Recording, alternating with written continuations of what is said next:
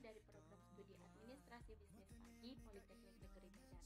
Nah, hari ini saya akan menjelaskan sedikit tentang insiden pajak dan elastisitas penawaran. Sebelum itu, saya akan menjelaskan sedikit tentang teori insiden pajak. Nah, teori insiden pajak memiliki sejumlah hasil praktis. Misalnya, pajak gaji jaminan sosial Amerika Serikat dibayar setengah oleh karyawan dan setengahnya lagi oleh majikan. Namun, beberapa ekonom berpikir bahwa pekerja menanggung hampir seluruh beban pajak karena pemberi kerja membebankan pajak dalam bentuk upah yang lebih rendah. Dengan demikian, insiden pajak dikatakan jatuh pada karyawan. Namun, dapat pula dikatakan bahwa dalam beberapa kasus timbulnya pajak ditanggung oleh pemberi kerja. Hal ini karena baik elastisitas harga permintaan maupun elastisitas harga penawaran berpengaruh pada setiap timbulnya pajak. Kontrol harga seperti upah minimum yang menetapkan dasar harga dan distorsi pasar seperti atas pembayaran kesejahteraan juga. Nah, baiklah, saya akan menjelaskan kurva insiden pajak penawaran elastis. Nah, dalam kondisi penawaran elastis, dari kurva ini kita dapat lihat bahwa fungsi penawaran sebelum dikenakan pajak ditunjukkan oleh garis SS yang berwarna biru ini ya. Nah, yaitu di saat penawaran masih Q1 dan dengan harganya masih P1. Nah, setelah ada pajak sebesar T, kurva penawaran bergeser ke garis S1 yang berwarna hijau. Nah, setelah itu akibatnya keseimbangan bergeser ke E1 di mana harga naik ke P2 dengan jumlah barang yang dapat diperjualbelikan turun menjadi P1. Nah, di mana pajak yang ditanggung konsumen hanyalah P1, P2 dan pajak yang seharusnya ditanggung penjual atau produsen sebesar A P1 atau T P1 P2.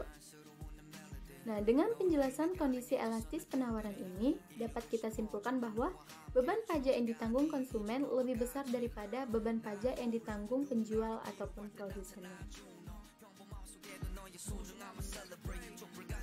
Elastis dari kurva ini kita dapat lihat bahwa fungsi penawaran sebelum dikenakan pajak ditunjukkan oleh garis SS yang berwarna kuning ini ya. Nah, setelah ada pajak sebesar P, kurva penawaran bergeser ke garis S1 yang berwarna biru. Nah, akibatnya keseimbangan bergeser ke E1 di mana harga naik ke P2 dengan jumlah barang yang dapat diperjualbelikan turun menjadi Q2. Selanjutnya,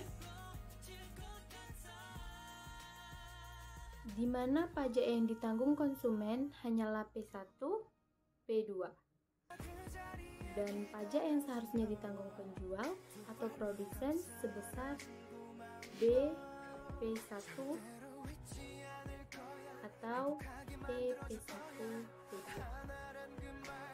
Nah, dari penjelasan kurva inelastis penawaran ini kita dapat simpulkan bahwa beban pajak yang ditanggung konsumen lebih kecil daripada beban pajak yang ditanggung penjual.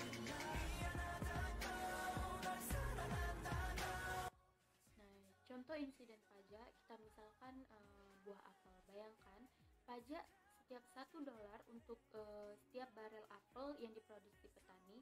Jika petani mampu membebankan seluruh pajak kepada konsumen dengan menaikkan harga sebesar $1 per produk apelnya, tidak elastis terhadap harga konsumennya. Nah, dalam contoh ini, konsumen menanggung seluruh beban pajak.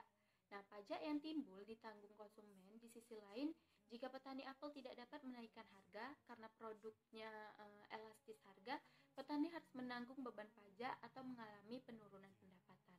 Nah, pajak ditanggung oleh petani. Jika petani apel dapat menaikkan harga dengan jumlah kurang dari $1, maka konsumen dan petani berbagi beban pajak. Nah, ketika pajak pajak menjadi tanggungan petani, beban ini biasanya akan mengalir kembali ke pemilik faktor-faktor produksi yang relevan, termasuk lahan pertanian dan upah karyawannya. Nah, insiden pajak dan elastisitas penawaran yang terdiri dari penawaran elastis dan penawaran tidak elastis tadi bisa ditarik kesimpulannya bahwa semakin elastis kurva penawaran, semakin sedikit beban pajak yang akan ditanggung oleh pembeli atau konsumennya.